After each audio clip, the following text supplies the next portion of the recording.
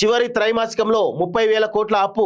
జనవరి, ఫిబ్రవరి, మార్చిలో 10,000 కోట్ల చొప్పున ఎఫ్ఆర్బిఎం కింద సమీకరించేటువంటి అవకాశం. ఇప్పటికే టీజీఐఏసీ నుంచి 10,000 కోట్లు జమ. వీటితో రైతు భరోసా, రైతు కూలీలకు భృతి అంటూ కొన్ని చూస్తా ఉన్నాం. సో ఇక్కడ అప్పులు అనేవి చాలా భారీగా పెరిగిపోతున్నాయి.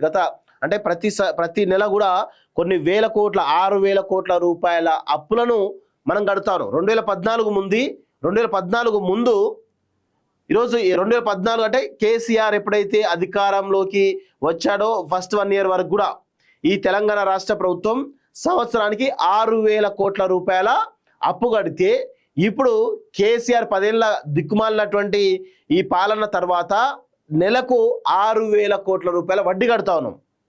నెలకు 6,000 కోట్ల రూపాయల వడ్డీ ఎక్కడ, సంవత్సరానికి 6,000 కోట్ల రూపాయల వడ్డీ ఎక్కడ అంటే 12 ఆర్ల ఎంత ఒకసారి మీరు అర్థం చేసుకోండి. అన్ని వేల కోట్ల రూపాయలు అప్పులకే పోతా ఉన్నాయి. మరి కొద్ది రోజులు ఆగితే ఈ ఆర్థిక వ్యవస్థ గాడిలో పెట్టకపోతే ఖచ్చితంగా మనం చాలా పెద్ద ఎత్తున ఈరోజు ఆర్థిక వ్యవస్థ కనుక గాడి తప్పితే రాష్ట్రం కూడా అధోగతి పాలయ్యేటువంటి అవకాశం ఉంది.